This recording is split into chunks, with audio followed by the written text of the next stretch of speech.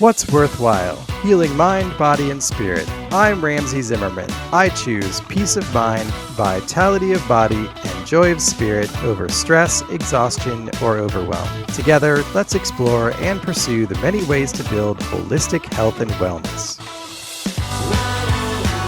Hey there, it's Ramsey here. I've had this phrase bouncing around in my head for months now. You need to be open to believe. At first, I was not really sure what I meant by that. Was I saying that in order to believe, you first needed to be open? Or that the necessity was to open to the idea of belief? You see, we can accomplish powerful things when we believe, and our bodies work far better when our minds and spirits are aligned with it. Sound confusing? Maybe, but open up your mind with me for a few minutes and let's explore the nature of belief.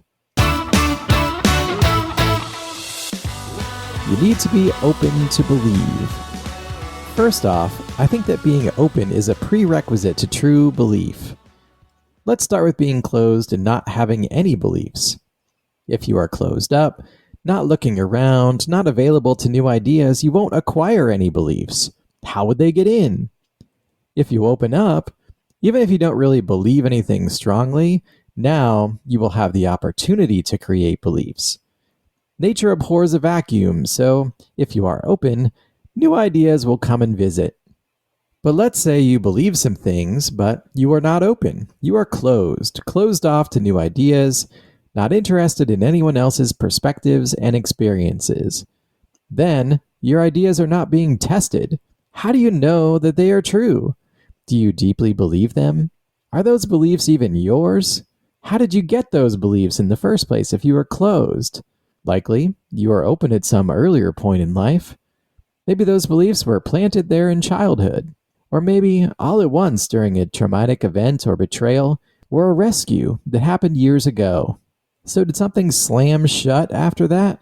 If you are closed up around your beliefs, why is that? Because your beliefs need protection? Does your faith need protection?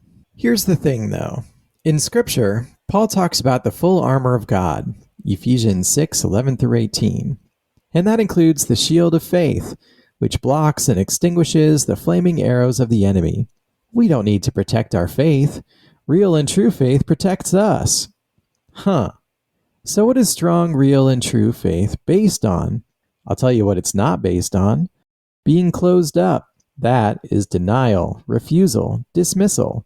That's like holding up your hand, closing your eyes, and turning your face away. Wait, that's a meme, right? That is not real faith. That is no shield. That posture won't hold up under pressure or block arrows. True and real faith is belief based on being open, looking around, seeing and hearing new ideas, different perspectives, comparing them to what we already know and believe, sifting and sorting the new and the old, taking and leaving based on evidence and insight and what rings true. After all, the full armor of God also includes the belt of truth, not the belt of blind acceptance. Blind acceptance would be basing our beliefs on the dogma and rules given to us by our tribe. Every tribe has rules, spoken or unspoken, written or implied. These dogma are the beliefs and faith of the closed up.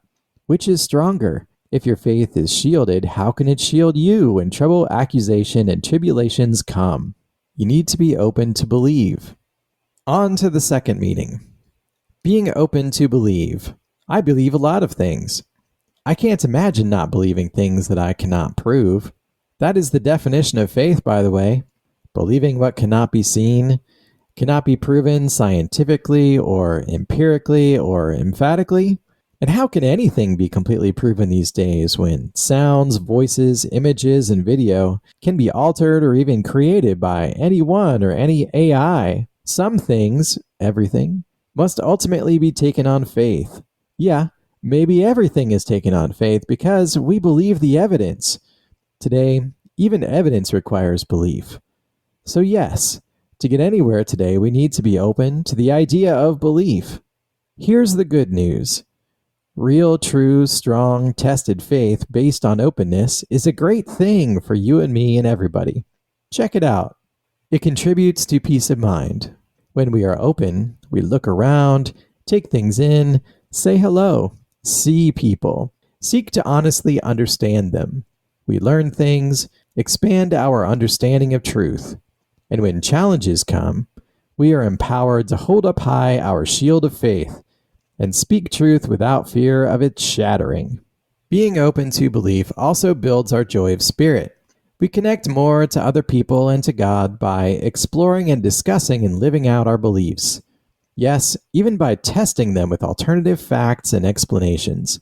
Being open to believe means not hiding behind lists of rules declared ages ago by people in power, seeking to keep and protect that power at the expense of the truth. And most interesting, perhaps, is how belief contributes to vitality of body. Everyone's heard of the placebo effect, right? When you take a medicine or get a procedure or use a modality that you believe will help you, it is more likely to actually improve your situation. That is because your mind lines up with your physical body instead of acting against it. That effect, unfortunately, also works in reverse. If you believe that something will harm you, your body will automatically go on the defensive and start giving you negative symptoms. Maybe nausea, racing heart rate, cold sweats. Those are all stress and anxiety response symptoms that you can suffer even from a belief of a physical threat or problem. Bottom line, believing, at least in the possibility of treatments or actions improving our lot, are essential and effective in healing and improvement. And when we are open and honest and listening and expressive, we inspire others. We lead and empower them to do the same. Things get better. And for today, that is enough. Where to go from here? Visit whatsworthwhile.net to learn more about me, Ramsey Zimmerman, and please reach out to me and let me know what you think. I don't want this podcast to be some message in a bottle thrown out to sea. I want to hear back from you. Please send me a message or an email or hit me up on X, LinkedIn, or Instagram. And please leave a rating and review for the What's Worthwhile podcast on Apple, Spotify, iHeart, or Amazon. Thanks.